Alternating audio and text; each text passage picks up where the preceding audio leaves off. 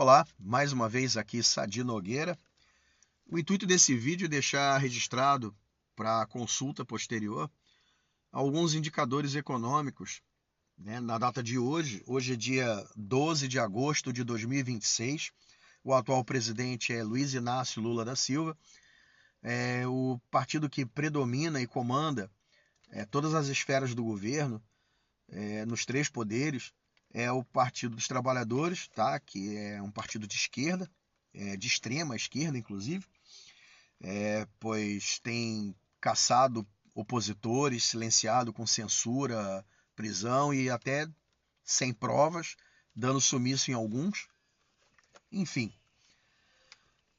vou trazer aqui esses indicadores e a gente vai poder comparar daqui a alguns anos o que aconteceu. Mas só contextualizando, desde que assumiu a ex-presidente, né, Dilma Rousseff, o Brasil experimentou quedas vertiginosas e resfriamento do mercado, né, sob a gestão da esquerda. Desculpa. Vamos lá, eu separei alguns indicadores. Por exemplo, na data de hoje, são 12 de agosto de 2026, são 10h41 da manhã. Então eu trago aqui a Selic a 14%. Ela recentemente sofreu uma redução de 0,25 pontos, né, na última reunião do Copom. E tem pouco tempo, foi nesse mês ainda. Mas a Selic já bateu os 15% esse ano, tá? O dólar americano está sendo cotado a R$ 5,16. O Bitcoin, principal criptomoeda em circulação, está valendo hoje 64.079 dólares com 8 cents.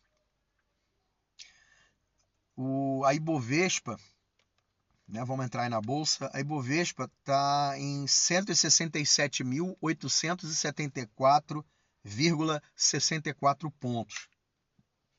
O IFIX também é outra referência da bolsa, 3.721,88 pontos. A inflação medida está em 3,44% ao ano, sendo que nos últimos 12 meses, ou seja, no intervalo de agosto do ano passado até agosto desse ano, ficou em 4,44%, né, nos últimos 12 meses.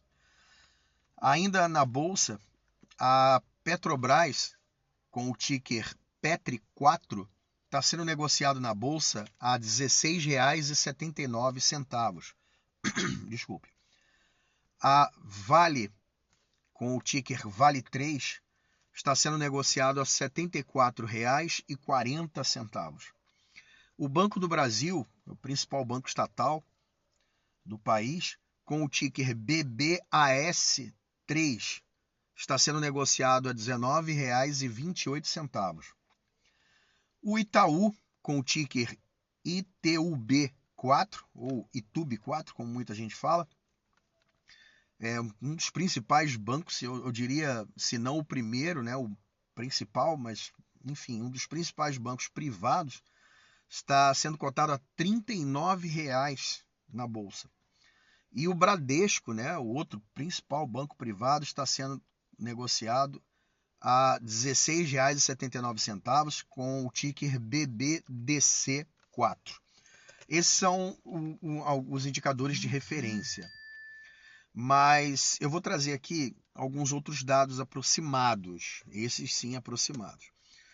Tá? Eu esqueci, soja 3, né? A soja 3, que também é na Bolsa de Valores, está sendo negociado a R$ 5,02. Acabou de atualizar aqui, R$ 5,01. Tá? Boa Safra Sementes, né, que é soja 3. Saindo da Bolsa, tem aqui o quilo do arroz branco tipo 1, e aí você tem uma média das principais marcas, como Namorado, Tio Urbano, né, que são mais regionais, ou se você preferir o Tio João, Prato Fino, que são mais conhecidos pelo carioca. O Tio João e o Prato Fino estão sendo vendidos a R$ 6,99 até R$ 7,99, dependendo do supermercado. Isso varia muito de rede e até mesmo dentro da rede. mas a média é entre R$ 6,99 e R$ 7,99. Caríssimo. O quilo do feijão está mais ou menos na mesma faixa, que é um absurdo, né? Aí você pode encontrar até R$ 10. E eu estou te colocando marcas como Camil, Quicaldo, Tio João, Caldão e Namorado, que são as marcas mais comuns do mercado. Tá? É aquele pacote de 1 quilo. Você tem aí, dependendo da marca, do supermercado, da região, você até consegue encontrar a R$ 5,50.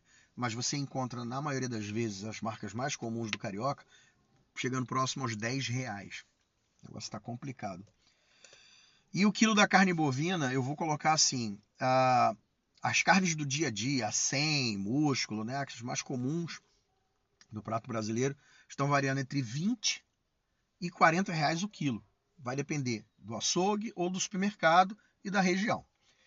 E carnes mais, né, de primeira, como ou carnes embaladas a vácuo, enfim, de carnes mais nobres, como alcatra, contrafilé, já variam entre 50 e R$ 70 o quilo, a depender do açougue ou do supermercado e da região. Então, é mais ou menos nessa faixa. A ideia aqui não é fazer propaganda a favor ou contra, mas deixar uns dados registrados para a gente poder consultar lá na frente. E só para implementar um pouquinho, lá voltando na bolsa, eu vou pegar como exemplo o Bradesco, só para ter noção de como andava mais ou menos esse banco. Tá? Vou pegar um resumo das demonstrações financeiras trimestrais do Bradesco. Ou seja, isso lá em junho de 2026. Valores em reais. A receita do Bradesco foi de 23,9 bilhões de reais, tá? Com uma alta aí de 7,21%. A renda líquida, 7,14 bilhões de reais, com uma alta de 17,69%. E o EPS diluído, tá, é de 0,68, também com uma alta de 19,3%. A margem de lucro líquida do Bradesco, a margem de lucro, né, líquida está em 29,88%, também com uma alta de 9,77%. O Bradesco faz parte aí daquele grupo que o pessoal chama de os bancões, né? Bradesco, Itaú, Banco do Brasil, enfim. Então você tem aí uma noção de mais ou menos como é que estava a situação. Tá? Lembrando que em relação às ações, o Bradesco estava com uma alta, tá, de 0,24%, o Itaú com uma queda de 0,59%, o Banco do Brasil com uma queda de 0,16%, a Vale com uma alta de 0,64% e a Petrobras com uma queda de 0,77%. Enfim, né? Eu acho que já é suficiente. A gente tem aí alguns indicadores econômicos para poder comparar, né, a situação do Brasil daqui a alguns anos. E eu pretendo fazer essa mesma verificação ano após ano. E, se possível, lançar outros vídeos para ficarem presos, linkados a esse daqui. É isso. Uma boa sorte e que Deus nos ajude com o resultado das próximas eleições. E aqui sim eu vou deixar uma opinião minha.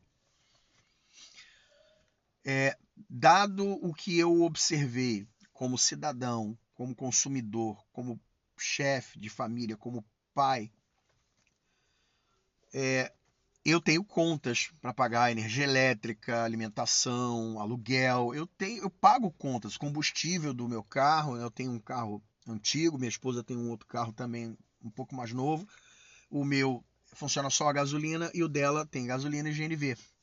Então a gente abastece com uma certa frequência, já que a gente faz uso do carro para levar, enfim, garoto para lá e para cá.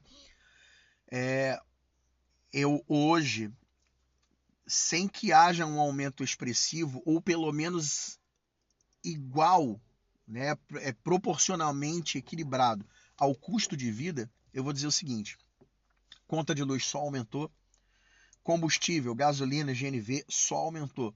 Então, assim, o poder de compra aumentou também, não proporcional ao custo de vida. E isso é uma coisa que não tem como refutar, porque não é uma opinião, é uma questão matemática. Basta você fazer a projeção, que você vai ver que enquanto o custo de vida sobe, enquanto o salário, né, corrige 1%, 2%, o custo de vida aumenta 5, 6%. Né? Então, é desproporcional. Você cada vez tem menos poder de compra. Principalmente quando a economia está estrangulada do jeito que nós estamos hoje. Eu não preciso fazer discurso ideológico para poder convencer as pessoas.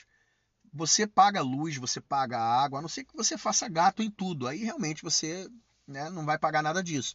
Mas se você paga energia elétrica, se você paga alimentação, se você faz compra no supermercado, se você compra pão, se você compra café, ovos, carne, leite, açúcar, se você faz compras de mercado, você sabe que aumentou.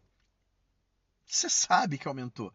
De outras gestões para cá, piorou e não está compatível com o valor do salário mínimo. Não está. Não está compatível. Então não adianta você querer fazer discurso ideológico. Mas aqui vai a minha opinião. Olhando como as coisas estão acontecendo, né? Vamos pegar do governo Dilma para cá. Se as coisas continuarem do jeito que estão, eu torço com muita fé que a esquerda ganhe as eleições esse ano. Eles sempre vão ter, eu sei, eu sei. Eles sempre vão ter um jeitinho de desviar mais, de roubar mais, de aumentar mais imposto, claro. Mas sabe o que vai acontecer se outro político que não seja de esquerda ganhar hoje, né, esse ano? A esquerda vai poder culpar esse que ganhar hoje pelo desastre que vai acontecer nos próximos 4 anos. É simples isso. Eles sempre fizeram isso.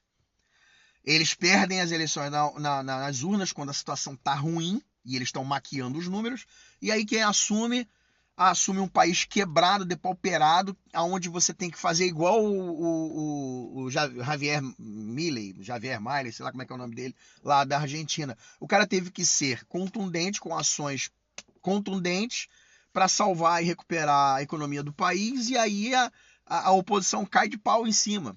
Isso é fácil, isso aí já é conhecido. É porque toda a direita faz isso. Não, querido, a esquerda também faz.